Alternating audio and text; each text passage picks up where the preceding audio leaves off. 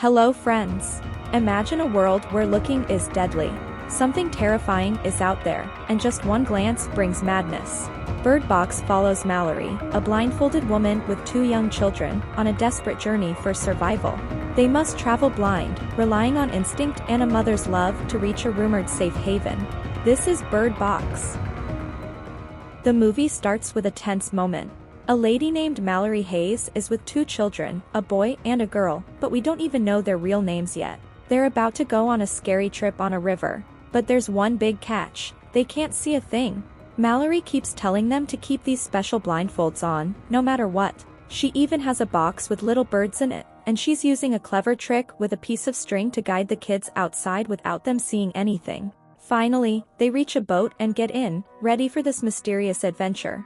The movie then jumps back in time 5 years. Here, we see Mallory in a completely different situation.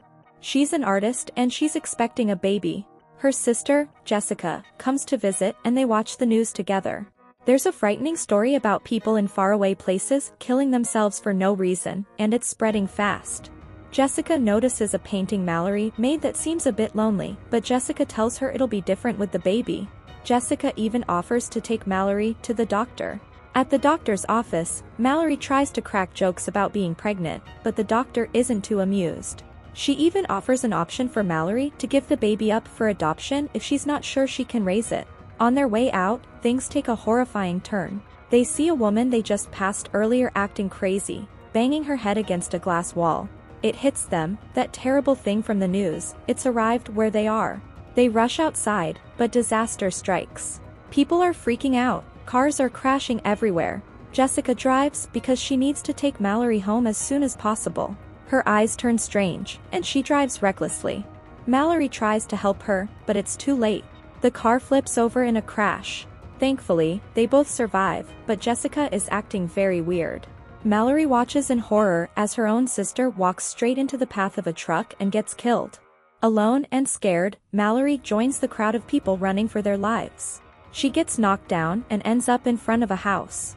A kind woman named Lydia comes out to help her, even though her husband doesn't want to. Just as Lydia reaches for Mallory, she too seems to be taken over by something unseen.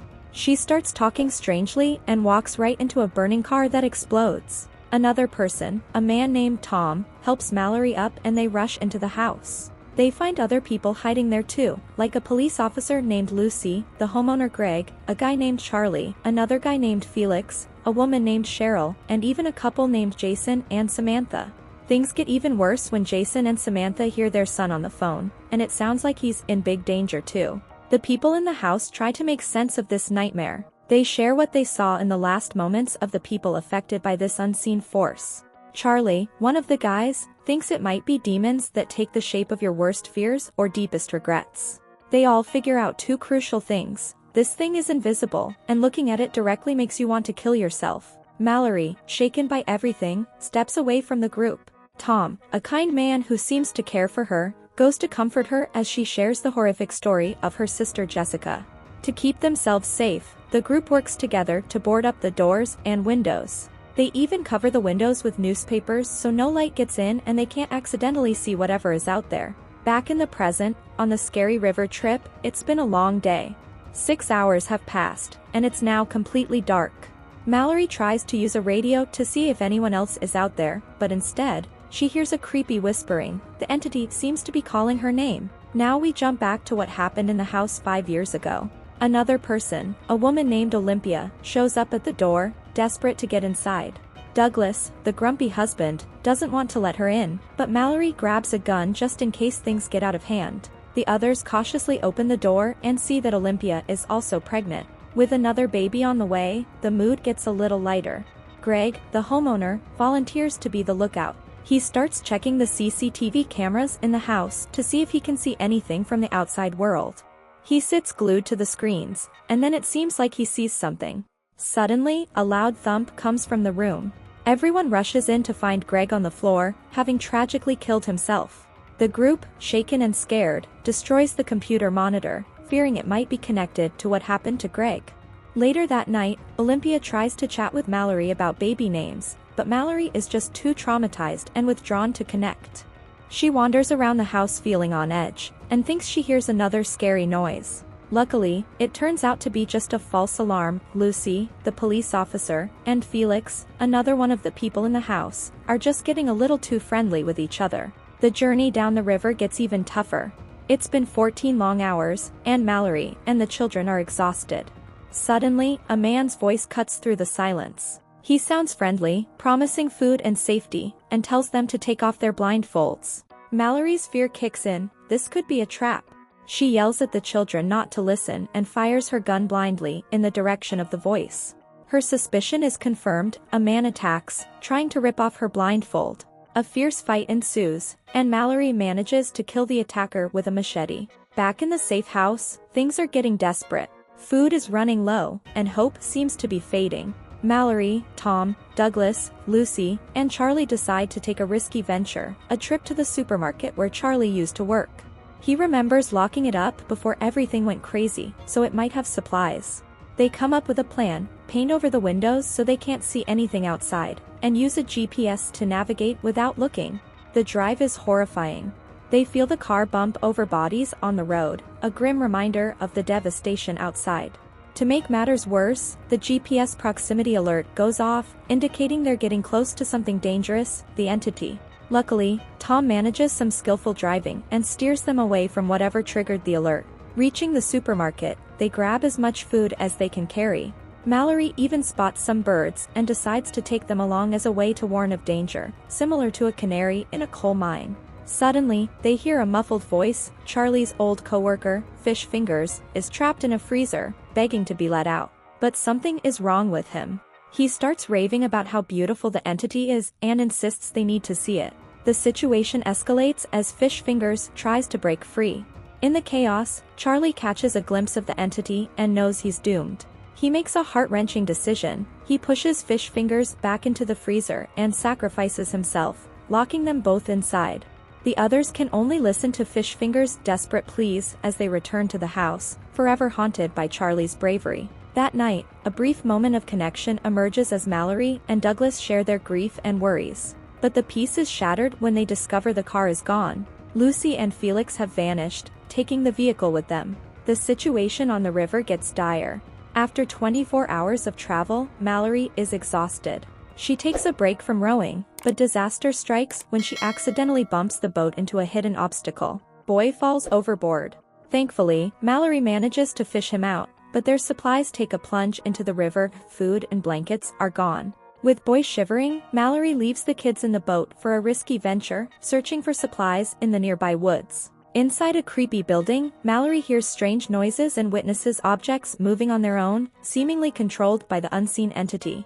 She barely escapes the unsettling place, but the entity's voice continues to haunt her, whispering her name in the darkness. Fear takes hold, and Mallory fires her gun blindly at the unseen enemy. Back at the boat, Girl gets spooked by the gunshot and impulsively runs out to find Mallory. Thankfully, Mallory finds Girl and scolds her for leaving the boat alone. They return to the boat, shaken but together. Meanwhile, back in the safe house, Tom shares a personal story with Mallory.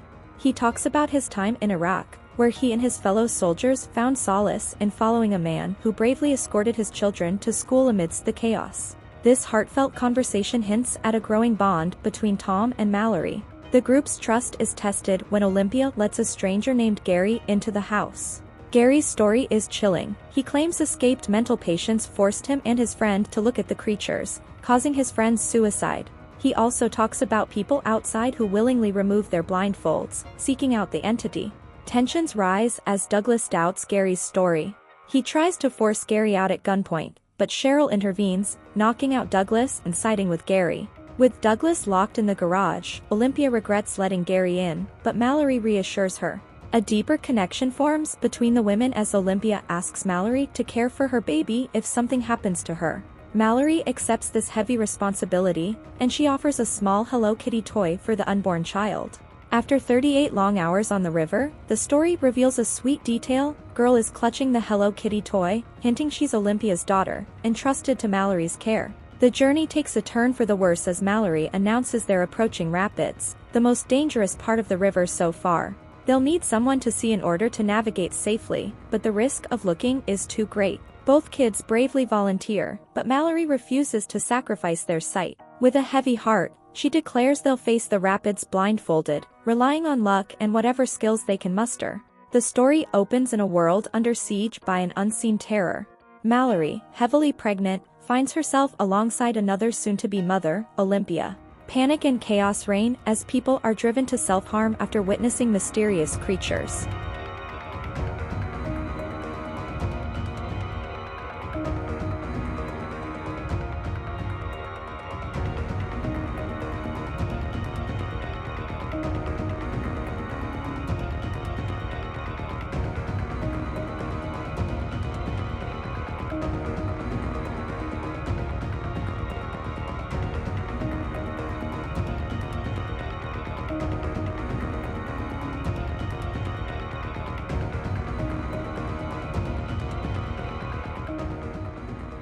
Gary, a disturbed man who claims to have seen these beings, becomes a danger, attempting to expose others despite the fatal consequences. In the ensuing mayhem, Olympia loses her life, and Tom, a fellow survivor, is wounded.